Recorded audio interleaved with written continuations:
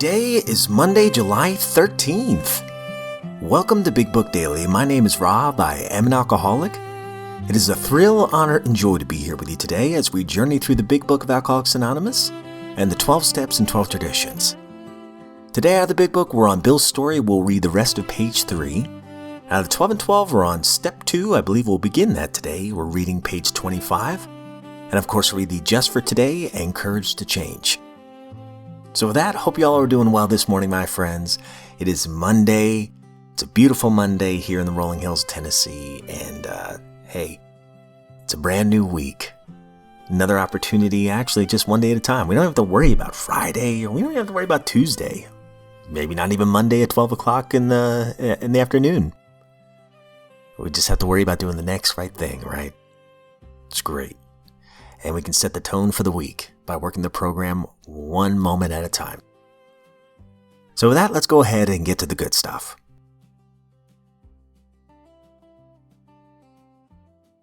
All right, my friends. So if you recall from the last couple of days of reading out of Bill's story, it's really been a mixed bag. He talks about some good times, and he talks about some pretty rough times, right off the bat with drinking. It's been an up and down thing for him for a while, but we're going to see how over time his disease is going to progress. But right now we're in the middle of the good times. It's the roaring 20s. He's starting to make some money with his stock speculations. And now he's making all these fair weather friends. And one of the last lines we read yesterday is that he said, "I had arrived." Almost like, I'm the man. Here we go. So we're on the bottom of page 3 today. My drinking assumed more serious proportions, continuing all day and almost every night. The remonstrances of my friends terminated in a row, and I became a lone wolf. There were many unhappy scenes in our sumptuous apartment. There had been no real infidelity, for loyalty to my wife, helped in times by extreme drunkenness, kept me out of those scrapes. In 1929, I contracted golf fever. We went to the country, my wife to applaud while I started out to overtake Walter Hagen. Liquor caught up with me much faster than I came up behind Walter. I began to be jittery in the morning. Golf permitted drinking every day and every night. It was fun to carry him around the exclusive course, which had inspired such awe in me as a lad. I acquired the impeccable coat of tan one sees upon the well-to-do.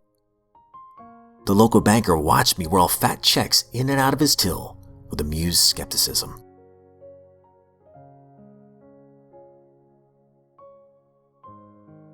At the 12 and 12, we're on step 2.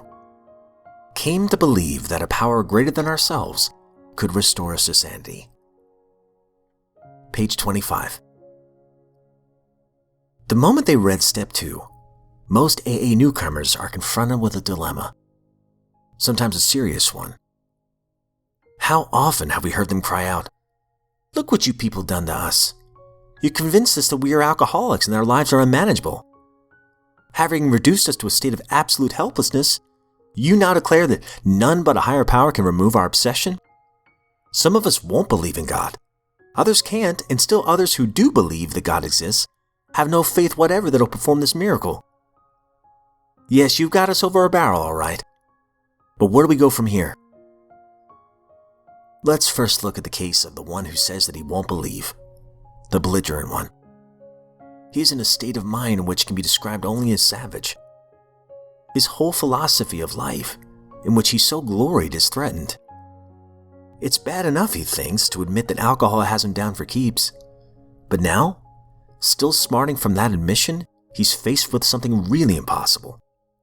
How he does cherish the thought that man, risen so majestically from a single cell in the primordial ooze, is a spearhead of evolution, and therefore the only God that his universe knows. Must he renounce all this to save himself? And we will answer that question tomorrow. Stay tuned.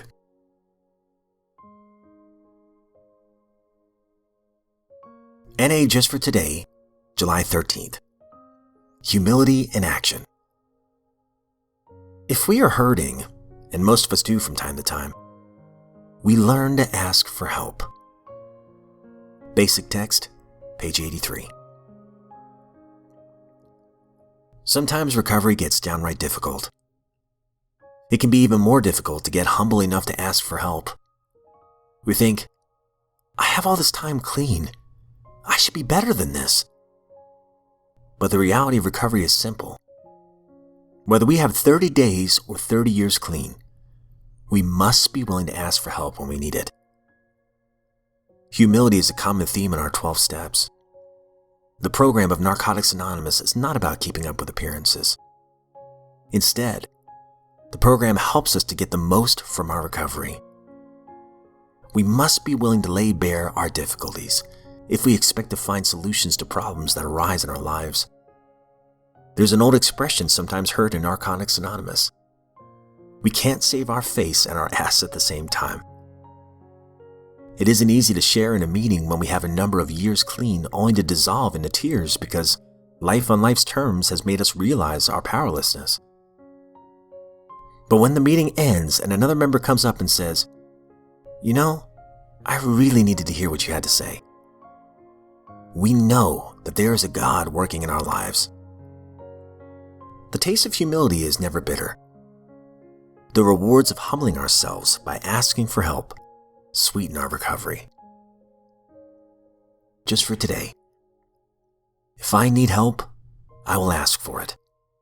I will put humility into action in my life.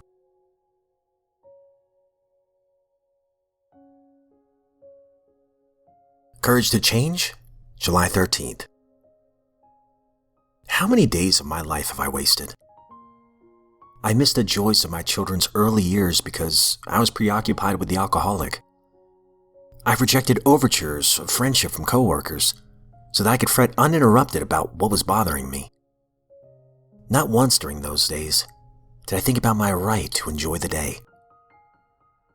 Al-Anon has led me to see that I have choices, especially about my attitudes. I don't have to see my life as a tragedy or torment myself with past mistakes or future worries. Today can be the focus of my life. It is filled with interesting activities if I allow myself to see it with a spirit of wonder.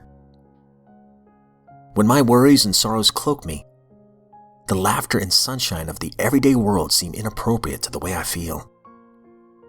Who is out of sync? The rest of the world or me? Today's reminder. Today I will live in the present and find what I can to enjoy there. If there is pain, I'll accept that too. But my pain does not have to completely overshadow the enjoyable parts of my reality. I will participate in making more of my joy. I may join in a conversation at work or at a meeting, tell a joke at the dinner table, or laugh with a friend. Just for today, I might even allow myself to sing. Look to this day, for it is life, the very life of life.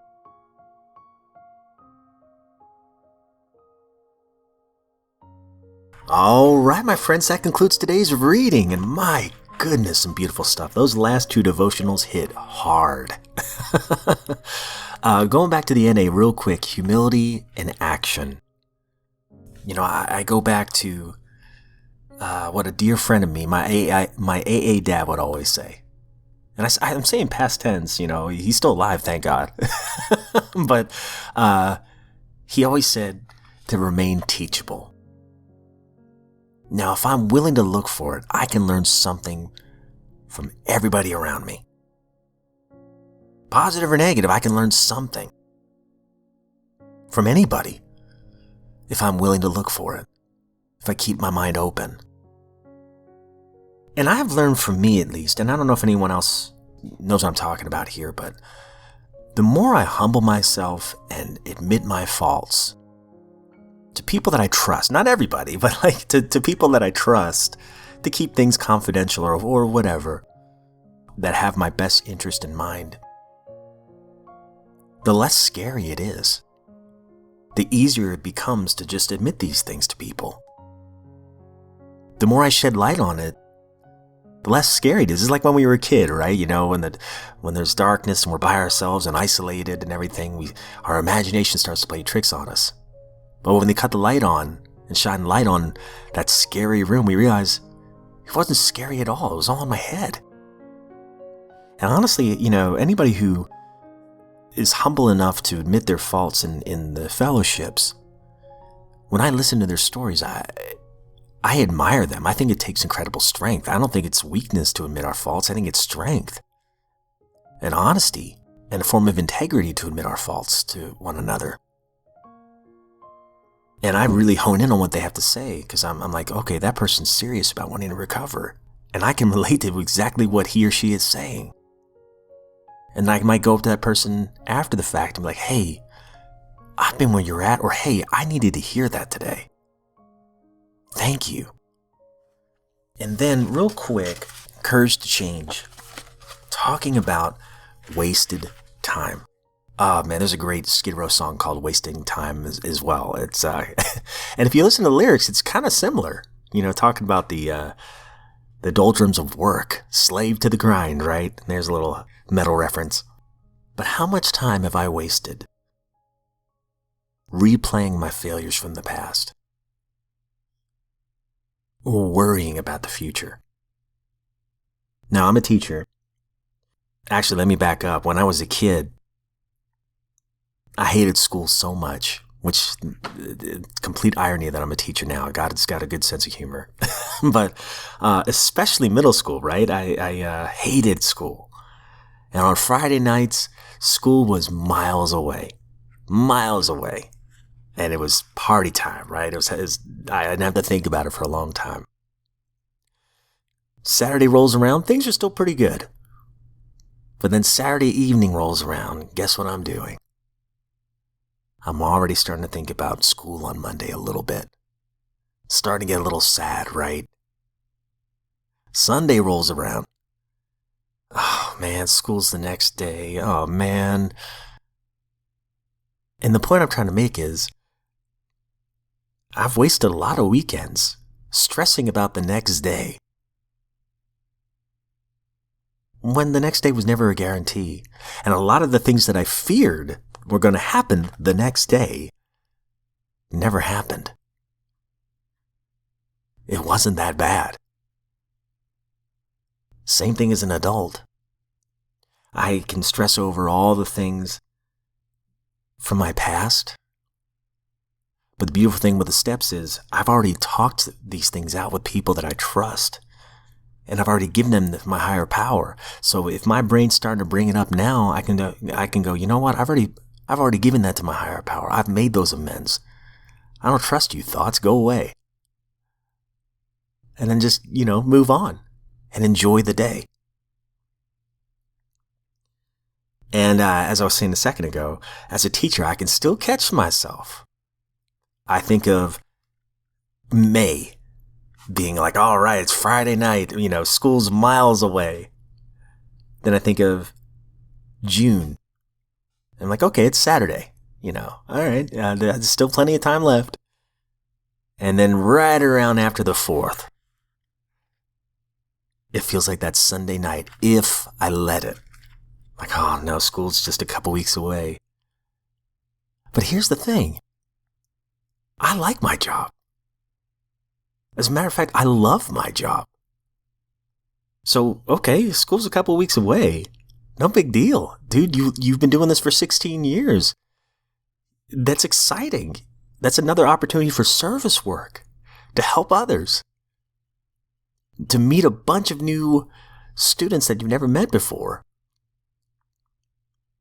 So that's one thing. And two, dude, it's July 13th. Are you promised the 14th? No. What can you do today, man? Enjoy this day. God's giving you another day sober, man. And I love this line from Courage to Change right here. Not once during those days did I think about my right to enjoy the day. I know it's in the big book where it says we absolutely insist that you enjoy the day or something like that, or we insist that you enjoy life. And I know it's somewhere in the big book as well about not fretting, not worrying.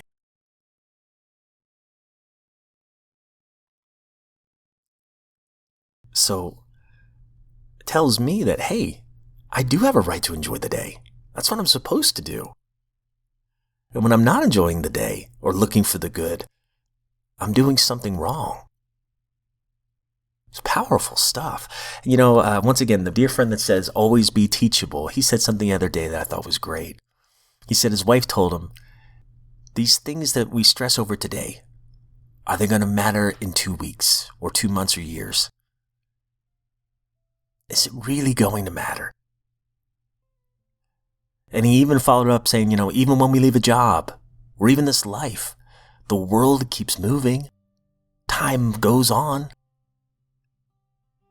And I remember in a share, he said, he reminded me that there's so many invisible people around us whom we overlook sometimes, but that God puts it on his heart sometimes to notice them.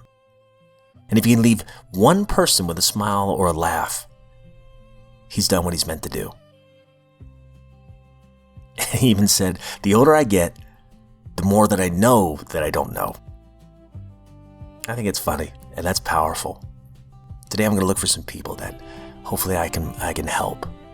And maybe they'll leave with a smile. To me, that's seizing the day.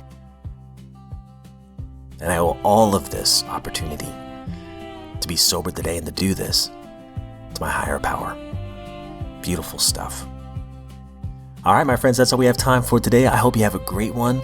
And please know, as always, I don't speak on behalf of NA, Al-Anon, any other sect, denomination. I am just a joyful drunk in this lifeboat of recovery. Honored to be here another day.